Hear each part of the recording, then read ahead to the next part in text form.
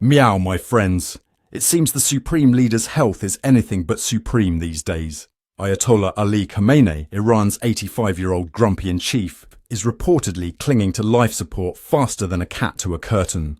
This man has been wagging his finger at the West since 1989, longer than most millennials have been alive. His potential departure is shaking Iran harder than a catnip-filled piñata at a feline fiesta. But wait, there's more. As if a potential power vacuum wasn't exciting enough, Iran decided to spice things up by launching 200 ballistic missiles at Israel on October 1st. Because nothing says we're totally stable like a massive missile attack on your sworn enemy while your leader is on his deathbed. It's like a geopolitical version of hold my beer and watch this. Israel, not one to be outdone in the who can make the Middle East more chaotic competition, responded with precision strikes on Iranian military facilities. I'm sure that will calm everything down, right? Meow, it's like watching two cats fighting over a mouse, except the mouse is peace and stability in the region. Israeli airstrikes hit military facilities in the provinces of Tehran, Khuzestan and Ilam, which Iran claimed resulted in limited damage due to successful interceptions by their air defense systems. Explosions were reported near the capital and in Karaj, but Iranian state media depicted calm in Tehran post-strike, because nothing says everything's fine like explosions in your capital city, right? But let's get back to the star of our show. Mojtaba Khamenei, the Supreme Leader's son and potential heir to the throne. This 55-year-old political kitten has been lurking in the shadows like a cat waiting to pounce on an unsuspecting mouse. He suddenly decided to grace us with his presence, making public appearances faster than you can say nepotism. On October 4th, he even showed up on state TV during Daddy's sermon. I'm sure that was just a coincidence and not at all a desperate attempt to seem relevant. And on October 1st, he was photographed visiting Hezbollah operatives injured in an Israeli attack. Because nothing says I'm ready to lead like a photo op with injured militants, right? The Islamic Revolutionary Guard Corps, or IRGC as they're known to their friends, all three of them, are expected to play a big role in choosing the next supreme leader. They're like the Simon Cowell of Iranian politics. Their opinion matters more than anyone else's, and they're not afraid to be brutally honest. Or just brutal for that matter.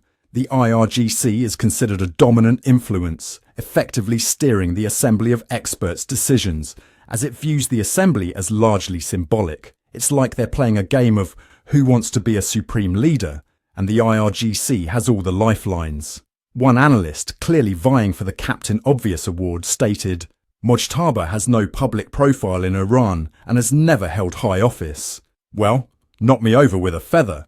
Who would have thought that someone who's been hiding in his father's shadow might not have much experience? But hey, if he can grow a beard as impressive as his dad's, he's practically qualified. Right? Meow, if you're enjoying this roller coaster of Middle Eastern drama, why not hit that like button? It's easier than trying to understand Iranian succession laws, I promise. Speaking of which, let's talk about those succession laws. The Assembly of Experts is supposed to choose the next supreme leader, but they're about as independent as a puppet show. The IRGC pulls the strings, and they're not exactly known for their love of democracy.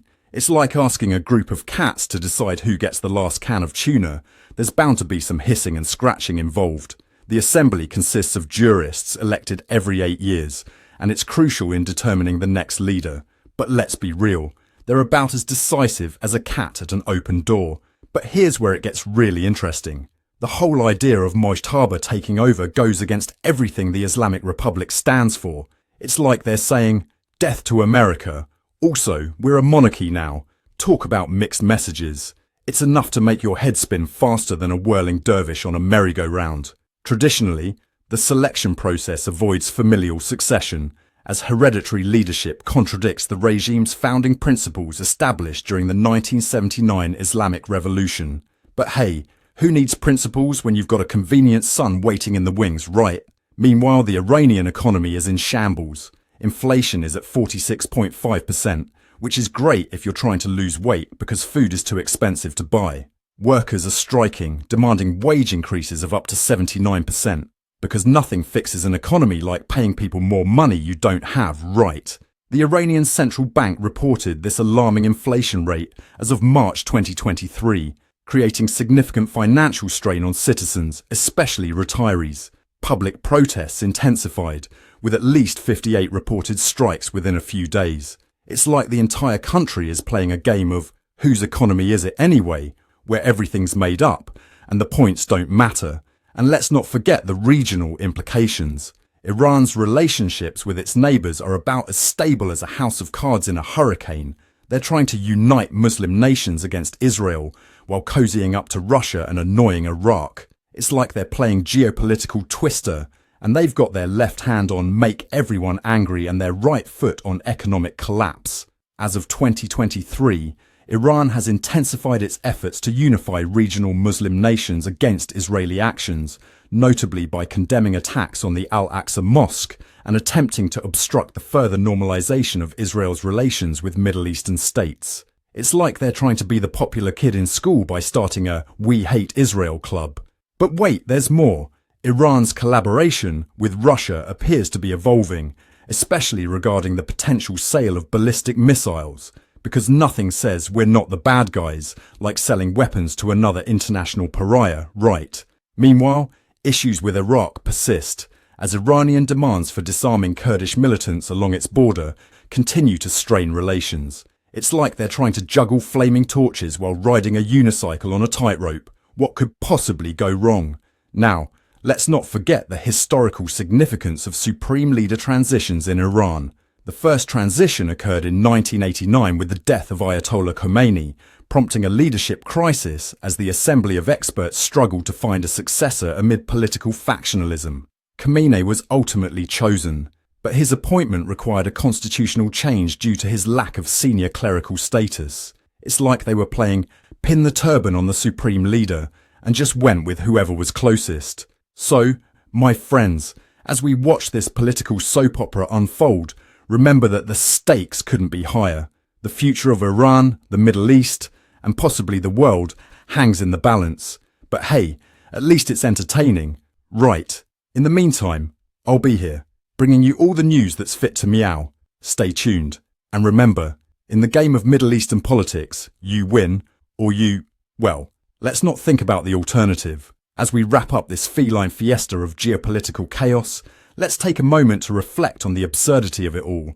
We've got a dying supreme leader, a son waiting in the wings like an understudy in a particularly grim play, and an economy that's about as stable as a cat on a hot tin roof. Add in some missile strikes, international tensions, and a dash of constitutional crisis, and you've got yourself a recipe for disaster that would make even the most seasoned political chef say, "Meow, that's spicy."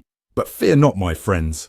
Whether Mojtaba ascends to the throne like some sort of bearded Prince Charles, or whether the IRGC decides to play kingmaker and pull a wild card out of their turban, one thing's for sure, it'll be a spectacle worth watching. So grab your popcorn, settle in, and prepare for the next episode of As the Ayatollah Turns. Who knows? Maybe next time we'll see Mojtaba trying to prove his leadership skills by herding cats. Now that would be supreme entertainment.